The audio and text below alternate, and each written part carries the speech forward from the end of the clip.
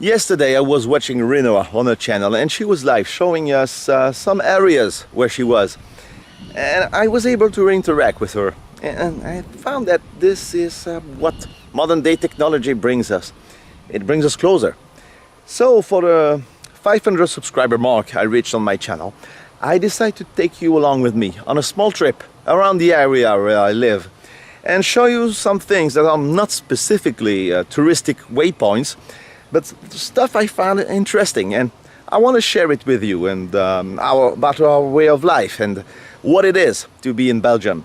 Since a lot of you guys are actually in the United States, that's what my YouTube analytics tells me, it's time for me to show you about Belgium. So today there's not gonna be any film camera or vintage technology.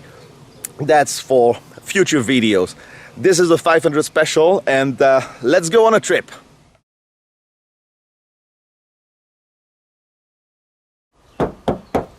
Yes, we drive little cars here, but this is the reason. This is the road.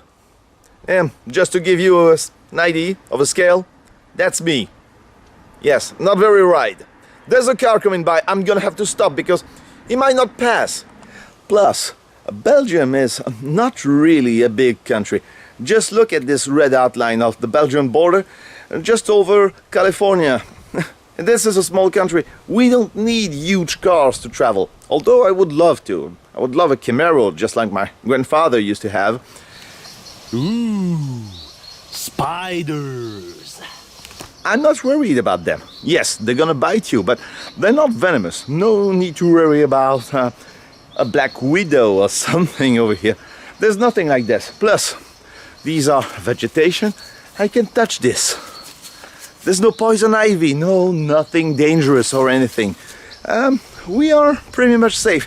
No venomous snakes, at least here in Belgium. No scorpions, no venomous spiders, no nothing. And no need to worry about being bitten by a wolf if I go in the forest. The wildest animal I will find might be a fox. That's it. When Americans visit Belgium and other European countries, they are always amazed by the sheer amount of historical artifacts that are left. This doorway, for example, dates back from 1763. And there's still a lot of these things around. Bricks, bricks, bricks, bricks. Yeah, here in Belgium, lots of buildings are made out of bricks. There's a saying that the Belgian has a brick in his belly. We use this as a construction material because, well, we thought it's lasting longer. That's probably why most houses here were built in the 1800s and they're still up. I already showcased this building in one of my previous videos. It's a silo for cleaning up coal. Coal mining was a huge part of the Belgian economy up until the 1950s. So much so that we required immigration to dig up for coal. We got immigrants from Italy, from France, Poland, Africa, and you name it. Lots of my friends, me included, have parents who were coal miners and immigrants. My great-grandfather used to work in this coal mine a long time ago. That's part of our history. So we are in the cemetery right now. Lots of people from my family are buried here. And on certain tombs you will find something like this. It means prisoner of war from World War II, 1940 to 1945. And this is the grave of my uncle Jules and my aunt Julia. And if you look at the picture, you realize that it's not much detailed. And that's probably what pushed me to become a photographer, when I realized that we didn't have a lot of good pictures of our dead relatives. As we can see, we keep the heritage of the two world wars pretty much alive in these countries. We will never forget. It was a traumatizing experience for everyone that was alive back then. And even myself, as a kid, my grandparents were always talking about what happened during World War II. It was really traumatizing to them. But something that is really cool in here is you can easily get fruits and vegetables fresh from the farmer's market in a shop like this. Plus, it's owned by a friend, so that's made it even better. Just if you want to check out their website, this is their place and all the information you need. But if healthy food is not really your thing, you can treat yourself with this. The Bicky Burger. Believe me, it smells so good. I'm gonna cut off this video and talk to you about this later on. A few moments later. Honestly, guys, if any of you ever wants to visit Belgium, well, you can obviously try the waffles or the mussels with fries. That's awesome.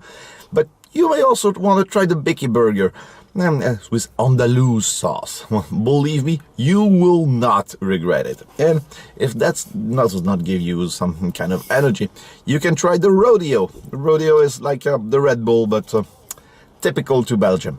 And this burger you just saw was just $4, which is, well, pretty darn cheap if you think about it. And if you want a Bicky Burger on a festival, this is the place. It's where the Dual Music Festival is gonna attend in a few days from now. It's an alternative music festival, and it's pretty much well known in Europe and even in the US. And just in case you were wondering, this is not a hill, this is a mine dump. Everything was man-made. This is the train station. Belgium, although small, had a lot of train and railroad tracks back in the day. A lot of them were closed and repurposed as a pedestrian path, just like the one you saw on the first video of my channel. And we're gonna have a look at a Belgian train station just for a few seconds. I just asked the train station manager the permission to film, and he said, well, if you need some paperwork if you have to install some tripods and stuff. But since I'm only right here filming myself, he said, well, that doesn't seem to be a problem. So, this is the railroad tracks.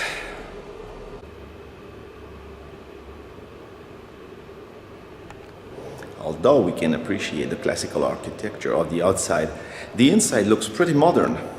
When I was a kid, I had a dream, and I mean a dream when I was asleep, not something I wanted to do.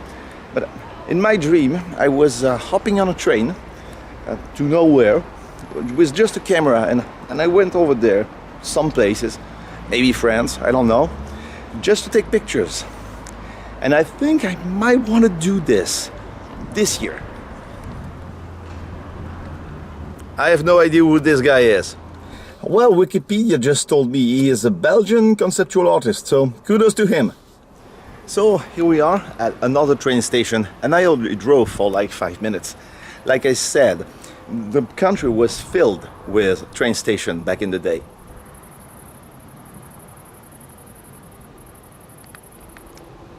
This old house is near the train station, and it's close to the castle that was destroyed during World War II.